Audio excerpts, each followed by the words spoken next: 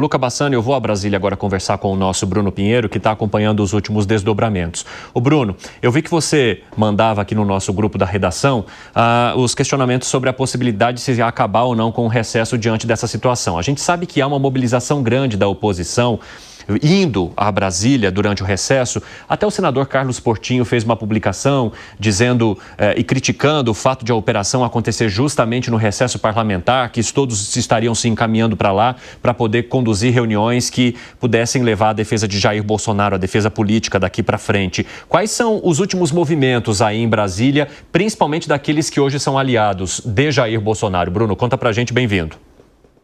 Oi, Evandro, ótima tarde a você, a quem nos acompanha. Esse requerimento ele foi anunciado numa reunião da oposição que foi convocada de forma emergencial durante a operação, ainda essa reunião de forma remota acontecendo, e aí ficou estabelecido que eles iriam enviar esse requerimento para o Senado, para a Câmara dos Deputados, sobre a suspensão do recesso que iniciou ontem. Antes do requerimento chegar, Alcolumbre já respondeu, dizendo que não, que está suspenso, que o recesso está mantido e só no dia 4 de agosto as atividades serão retomadas. Agora, há alguns minutos, Hugo Mota também respondeu. Além de justificar que não vai retomar as atividades do Congresso Nacional, justificou que algumas reformas serão feitas no Congresso Nacional, na Câmara dos Deputados, de áudio e vídeo, reforma de gabinete, inclusive, e que não existe uma chance alguma de voltar essas atividades. O objetivo, Evandro, da oposição é de voltar, então, às atividades no Congresso Nacional e analisar uma discussão sobre acabar com as decisões monocráticas do Supremo Tribunal Federal, como a de hoje. Somente um ministro autoriza uma operação da Polícia Federal e, na sequência, ela é referendada, ou seja, chancelada no Supremo Tribunal Federal. Então, recesso, esse está mantido. Só dia 4 de agosto que o Senado volta a funcionar. Evandro. Obrigado pelas informações por enquanto, viu, Bruno Pinheiro? Um abraço para você. A gente acompanha agora vários movimentos da oposição na tentativa, primeiro, de sanar a situação que envolve o Eduardo Bolsonaro, porque ele está como deputado licenciado, o prazo acaba agora já, e se ele não voltar, ele teria de abrir mão desse cargo. E aí há a possibilidade ali de algumas alterações de ritos no Congresso Nacional ou na Câmara dos Deputados para que ele não seja prejudicado diante do movimento que a oposição considera como necessário para a atual situação que se encontra Jair Bolsonaro nesse julgamento envolvendo o Supremo Tribunal Federal. Por outro lado, há agora também o movimento da oposição voltando para Brasília mesmo no recesso, porque diz que a operação foi movimentada justamente nesse período para que esses políticos fossem pegos desprevenidos. Como é que você avalia as manobras que agora serão tentadas, hein, Alan Gani? Eu acho que todas as manobras serão válidas. Agora, a situação do Eduardo Bolsonaro fica bastante complicada, porque o que aconteceu com o pai dele é uma sinalização do que possa vir a acontecer com ele, né? O uso lá de tornozeleira, evitando comunicação. Então, acredito que isso muda bastante o jogo. Ele deve ficar nos Estados Unidos e deve acabar, não sei, né, qual que é o trâmite aí, perdendo o mandato, né, por não voltar para o país. Agora, a oposição vai tentar de tudo, né? Vai tentar se cercar de todos os lados, mas muito difícil reverter essa situação. Fala, o Fábio Piperno.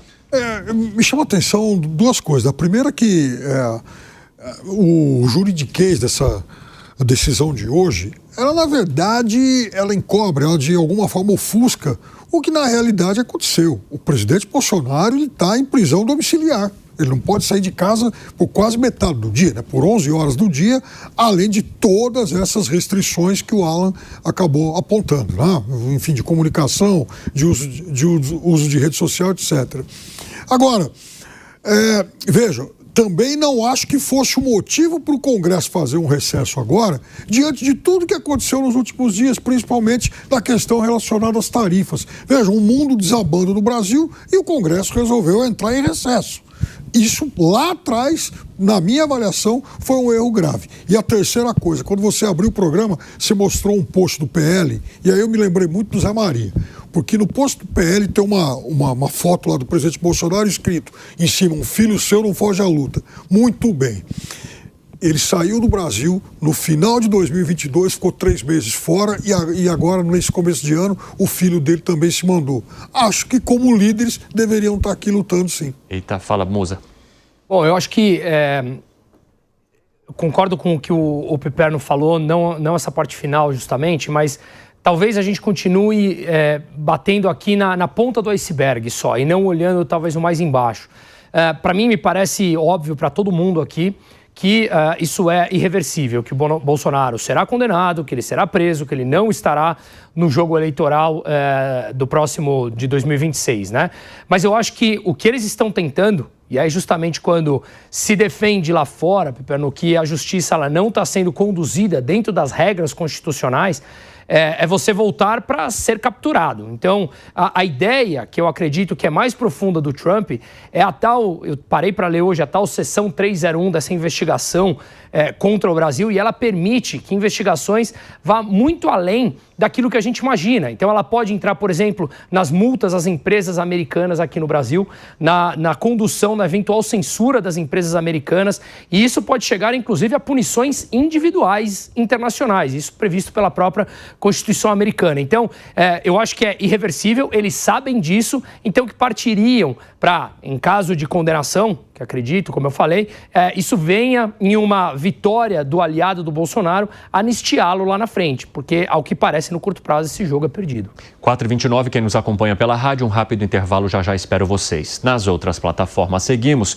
Zé Maria Trindade, eu quero te ouvir sobre todas essas decisões que podem ser tomadas, principalmente pela oposição, e a pressão que ela tem feito para uma mobilização em torno de Brasília hoje, diante de um Jair Bolsonaro que agora usa uma tornozeleira eletrônica. Pois eu vi várias reações. Eu liguei para alguns deputados que estavam exaltados, falando até em, olha, nós temos que tomar conta, chamar as Forças Armadas. Até isso eu ouvi no Congresso Nacional e quero fazer de conta que eu não ouvi um tipo de reação dessa, porque não tem o menor cabimento a situação assim. Mas, na verdade, o PL deu uma nota muito tranquila, né? O PL defendeu o ex-presidente Jair Bolsonaro, mas também não foi uma reação tão brava assim como se esperava do seu presidente de honra. Jair Bolsonaro é o presidente de honra, está com tornozeleira eletrônica e praticamente preso, é uma prisão. Não pode usar as plataformas, não pode falar com o filho dele, porque ele não pode falar com os investigados. O filho dele é um dos investigados. Então, situação muito complexa. Então, a decisão é acertada politicamente, que todos venham a Brasília e fiquem por aqui. Quanto a essa história aí de suspender o recesso parlamentar, isso é balela. O presidente do Senado, Davi Alcolumbre, já disse que não suspende o tal recesso. Só que o recesso não existe. O recesso parlamentar só é oficial quando se aprova a LDO, Lei de Diretrizes Orçamentárias. A lei não foi aprovada, o Congresso não pode sair em recesso. Eles estão apenas matando serviço aqui em Brasília. Então, o pessoal do PL tem razão em vir ocupar os seus lugares e desdenhar para esse recesso fajuta. É um recesso branco, que eles chamam, eles inventam nomes aqui. É um recesso branco, porque oficialmente todos os prazos estão contando porque o Congresso não pode sair em recesso se não aprovar a LDO. Então, o PL tem razão em ocupar politicamente.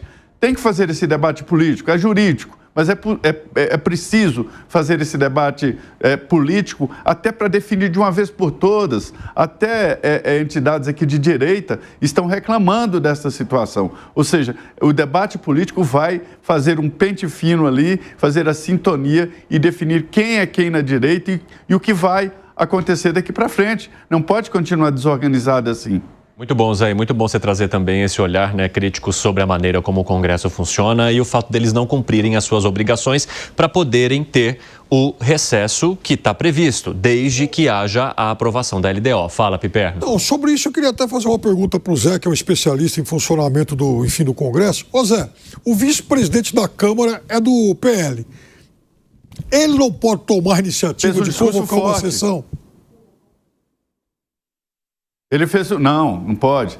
Ele fez um discurso forte, muito forte, reagiu na presidência, quando ele ocupa a presidência ali do plenário. Mas a competência de convocar o Congresso Nacional, de convocar uma sessão, é exclusiva do presidente da Câmara, né? A não ser que ele viaje para o exterior. Ou pode ser convocado também o Congresso por maioria ou dos partidos que representem a maioria da Câmara. E isso não é possível politicamente hoje. Obrigado, Zé.